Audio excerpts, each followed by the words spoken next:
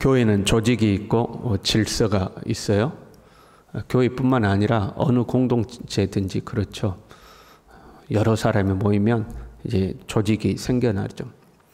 그 조직과 질서의 외적인 형태가 직분입니다.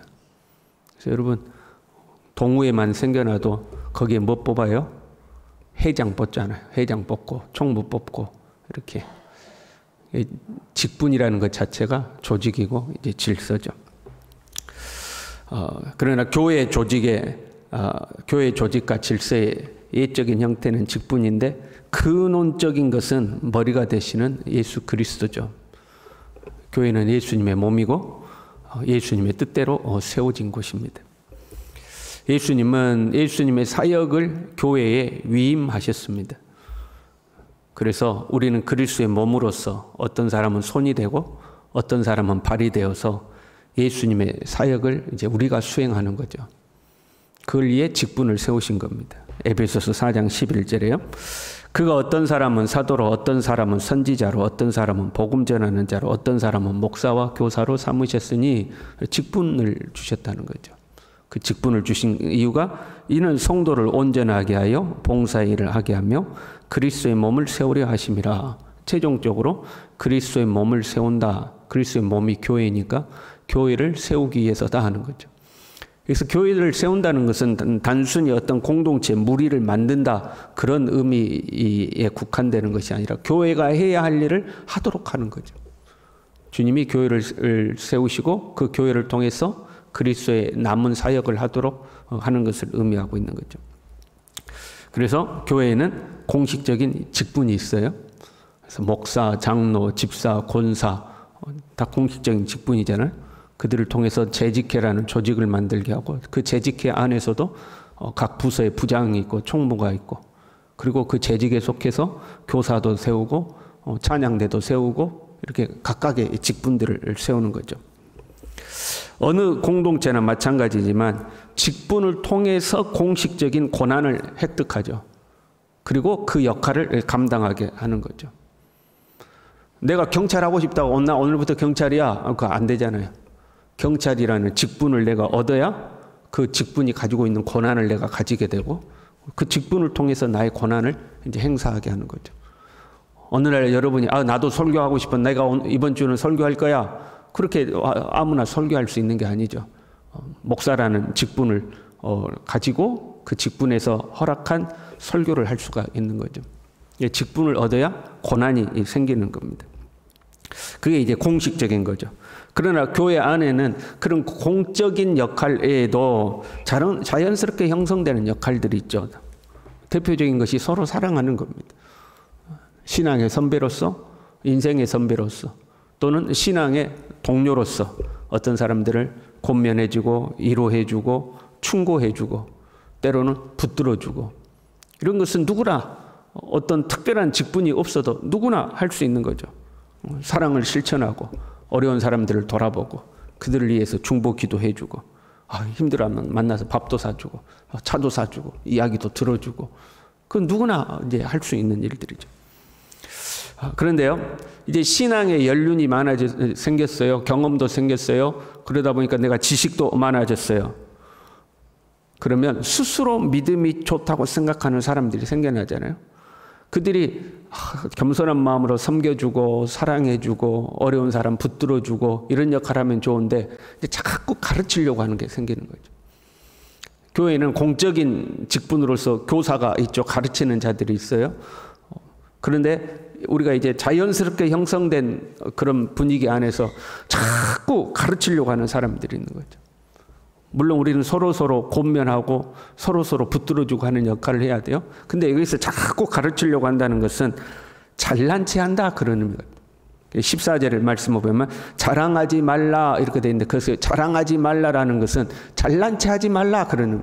네가 좀 안다고 네가 좀 다른 사람보다 좀 나은 것 같다고 잘난 체 하지 말아라. 자꾸 막 가르치려고 하려고 다른 사람한테 선생질 하려고 하고 그 잘난 체 하지 말라 이제 이런 거거든요. 3장 1절에요. 선생이 많이 되지 말라 이렇게 했잖아요. 거기서 선생이라는 것은 교회에서 정해놓은 공적인 직분으로서 교사, 선생 그걸 말하는 게 아니고 선생 노릇 하려고 하지 말라 그런 거 있잖아요. 다른 말로 하면 잘난 체 하지 말라는 거예요. 독한 시기와 다툼으로 하는 선생 노릇인 거죠. 그러니까 다른 사람이 인정받고 다른 사람이 칭찬받는 것을 못 봐주는 거예요. 어떤 사람이 교사가 되었어요. 교회에서 공식적으로 교사가 됐어요. 그런데 이 사람이 가르치는 거 잘해요. 아이들한테도 잘해요. 그래서 칭찬받아요. 사람들이 김 선생 참 잘해. 칭찬해요. 그럼 내가 그걸 못 견디는 거예요.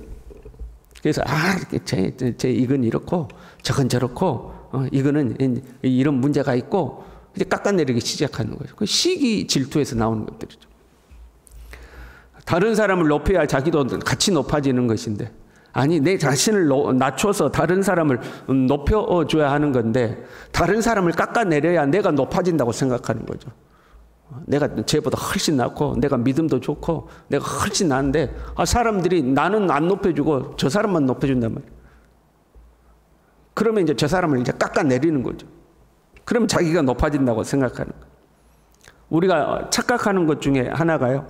내가 다른 사람의 잘못을 지적하면 내 자신이 그 사람보다 더 높은 사람이라고 착각하는 거예요. 그 사람을 판단할 수 있고 평가할 수 있는 실력을 가진 사람이라고 내가 착각하는 거죠. 가령 다른 사람이 어떤 사람이 도덕적으로 윤리적으로 문제가 있어요. 그러면 사람이 말이야 저래 가지고 말이야 하고 우리가 다른 사람의 잘못을 지적하고 끄집어내요. 그러면 내가 그 사람보다 더 도덕적입니까? 그렇지 않거든요. 내 안에도 똑같은 어떤 죄의 본성들이 있거든요. 우리는 다른 사람을 비난함으로 내 자신이 높아진다고 생각해요. 깎아내리는 거죠. 13절에요. 너희 중에 지혜와 총명이 있는 자가 누구냐? 너희 중에 정말 지혜가 있고 총명이 있어서 다른 사람을 가르칠 만한 사람, 선생이 될 만한 자가 누구냐? 그러는 거예요. 그는 선행으로 말미암아 지혜의 온유함으로 그 행함을 보일지니라. 쉽게 표현하면 너가 그렇게 지혜 있고 총명 있는 사람이냐, 다른 사람을 가르칠 만한 사람이냐, 그러면 온유한 마음으로 착한 행위를 보여라 하는 거죠. 말로만 그렇게 하지 말고 너의 삶에서 네가 알고 있는 지식을 행하라는 거죠. 말로만 떠들지 말고 네가 가지고 있는 지식이 온전함을 너의 삶에서 행함으로 증명해 보여라 하는 거죠. 그렇게 시기와 질투로 다른 사람을 판단하는 것 자체가 네 지식이 온전치 않다는 거예요. 그런 표현 있잖아요. 야 그럼 네가 해봐. 이제 이런 거 있잖아. 그럼 네가 해봐. 또 상대방이 내가 한 것에 대해서 이건 이러니 저건 저러니 그러면 그럼 네가 해봐 이제 그러잖아요. 네가 해봐. 교회가 사랑이 없고 교회가 어쩌고 그럼 네가 해야 하라는 거예요. 너는 도대체 몇 명을 사랑했냐 하는 거죠. 어려운 성도들 몇 명이나 돌봤냐는 거예요. 자기는 아무것도 안 하고 판단만 하는 거죠. 교회가 사랑이 없네 어쩌네. 자기가 사랑을 실천하면 될 거 아니에요. 교회가 부흥을 하네 못하네. 네가 해봐. 너는 1년에 전도 몇 명 했냐 하는 거죠. 자기는 전도 한 명도 안 해놓고 교회가 부흥 안 한다고 하면 그거 안 되는 거잖아요. 이제 말로만 하는 거죠. 말로만. 그럼 네가 해보라는 거예요. 온유한 마음으로 너의 선한 행실을 드러내라는 거죠. 15절에요. 이러한 지혜는 위로부터 내려온 것이 아니요. 그렇게 잘난 체하고 시기 질투하고 다른 사람 비판하고 판단하고 떠들어대고 하는 것은 위로부터 내려온 것이 아니라는 거예요. 독한 시기와 다툼에서 잘난 체하는 것이다 하는 거예요. 땅 위의 것이요 정욕의 것이요 귀신의 것이니 보세요.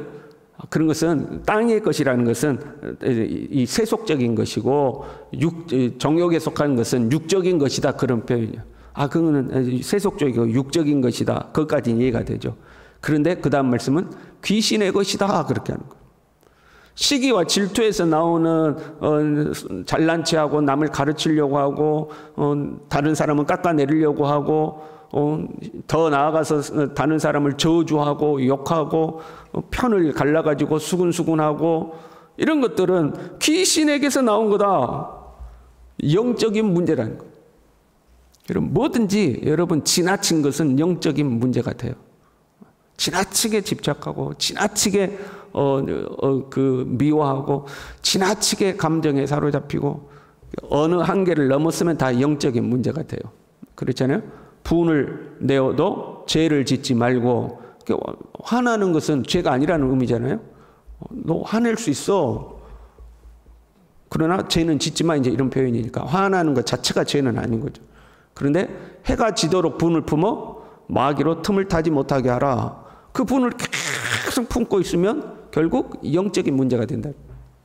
뭐든지 지나치면 영적인 문제가 되는 거.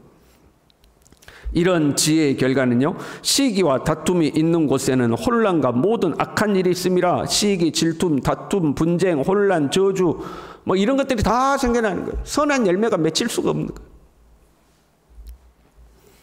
그럼에도 불구하고 우리는 서로를 권면하고 서로를 붙들어주고, 또 믿음의 선배들은 후배들을 가르칠 수 있어야 되고, 자기의 경험을 나눌 수 있어야 되고, 그래야 되죠. 그런데 그렇기 위해서는요, 17절에요. 오직 위로부터 난 지혜는 첫째 성결하고 깨끗해야 되는 거예요. 우리가 얼마든지 다른 사람을 가르칠 수 있어요. 다른 사람을 권면할 수 있어요. 나의 경험을 나눌 수 있어요. 그러나 깨끗해야 돼요. 다른 의도와 목적이 없어야 된다는 거예요. 상대방을 이해하는 척 하면서 사실은 내 자신을 높이는 것이고 내 자존심 세우는 것이고 나에게 돌아올 유무형의 이익을 추구하는 것이고, 그건 깨끗하지 않다는 거예요. 다른 목적과 의도가 없이 예수 그리스도를 가르칠 수 있어야 되는 거예요. 그게 성결한 거예요. 깨끗한. 그러니까 우리는 어떤 것을 가르치려고 할 때, 누군가를 권면하고 하려고 할 때 내 자신을 한번 돌아봐야 되는 거죠. 나는 왜 이런 말을 하려고 하는 것인가? 정말로 순수한 마음으로 우리 구주 예수 그리스도를 가르치고 증거하기 위한 것인가? 주님의 뜻을 세우기 위한 것인가? 아니면 사실 속마음은 내 자신을 위한 거 아닌가? 하나님 앞에 성결한가? 내가 지금 하려고 하는 이 말이, 내가 나누려고 하는 이 지식이 그 숨겨진 의도는 없는가? 성결한가를 살피는 거죠. 그러고 나서 쭉 나열해요. 이로부터 난 지혜는 첫째 성결하고, 그 다음에 화평하고 간용하고 양순하며 긍휼과 선한 열매가 가득하고 편견과 거짓이 없어야 된다 하는 거예요. 그 다음에 화평이죠. 근데 그 화평이 다시 강조돼요. 18절에요. 화평하게 하는 자들은 화평으로 심어 의의 열매를 거두니라. 하나님이 주신 지혜는 첫째 성결하고 그 다음에는 화평해야 되는 거예요. 우리가 어떤 일을 할 때 화평이 중요해요. 주님의 몸이잖아요, 교회는. 몸이 갈라질 수는 없는 거잖아요. 왼손, 오른손 따로 나는 나대로 갈란다, 너는 너대로 갈란다, 이게 안 되잖아요. 주님의 몸은 화평해야 돼요. 하나됨이 중요한 거죠. 첫째는 성결한가 살피고, 두 번째는 내가 고집하고 주장하는 것이 교회의 화평을 깨는 것은 아닌가, 이걸 살펴야 되는 거예요. 그냥 내 자존심, 내 고집, 내가 원하는 거 하려고 하는 것이 교회의 화평을 깨는, 그거는 주님이 주신 지혜가 아니라는 거예요. 18절에요. 화평하게 하는 자들은 화평으로 심어 의의 열매를 거두느니라. 좀 어려운 말이죠. 화평하게 하는 자들은 화평으로 심어 의의 열매를 거두느니라. 조금 쉽게 하면 화평하게 하는 사람들이 화평을 위하여 씨를 뿌려 거두는 열매가 정의다, 그런 말이에요. 더 쉽게 생각하면 화평해야 정당한 것이다, 그런 말이에요. 다투고 분쟁하고 편갈라서 싸우고 시기하고 억지 부리고 고집 부리고 다른 사람 몰아붙이고 그렇게 하는 것은 하나님 앞에 정당하지 않다, 그런 말이에요. 첫째는 성결해야 되고, 두 번째는 화평해야 된다. 주님의 교회는 적어도 그래야 된다. 내가 주장하는 것, 내가 가르치는 것, 내가 목적하는 것이 첫째는 하나님 앞에 성결해야 된다. 둘째는 화평해야 된다 하는 거죠. 우리는 우리 자신을 살펴야 되겠죠. 내가 가진 이 지혜와 지식이 위로부터 하나님이 주신 것인가, 아니면 시기와 질투와 자기 자랑에서 나온 것인가 점검할 필요가 있는 거죠. 그래도 우리 교회는 지금까지 화평해요. 감사합니다. 여러분, 화평을 유지해 주신 거 감사합니다. 더욱더 하나님 앞에 지혜로운 사람 되어야 할 줄로 믿습니다. 위로부터 난 지혜로 성결하고 화평하고 거짓 없이 살아가는 우리들 될 수 있기를 바랍니다. 기도하겠습니다. 하나님 아버지, 주님의 몸된 교회에서 주님이 주시는 직분을 통하여 주님을 섬기며 살아가게 하신 것을 감사를 드립니다. 하나님, 우리가 주님을 섬김에 있어서 내 자신의 욕심에서부터 또한 시기와 질투에서부터 아버지 하나님 그런 동기에서 나온 것을 주님을 위한 것이라고 스스로 합리화시키고 속이지 않도록 도와주시고, 끊임없이 내 자신을 살펴서 첫째 성결한지 둘째 화평한지 하나님 내 자신을 살피게 도와주시고, 내 뜻이 아닌 주님의 뜻을 세워나가는 하나님의 사람들이 될 수 있도록 우리 모두를 붙들어 주시옵소서. 예수님의 이름으로 기도 올리옵나이다. 아멘.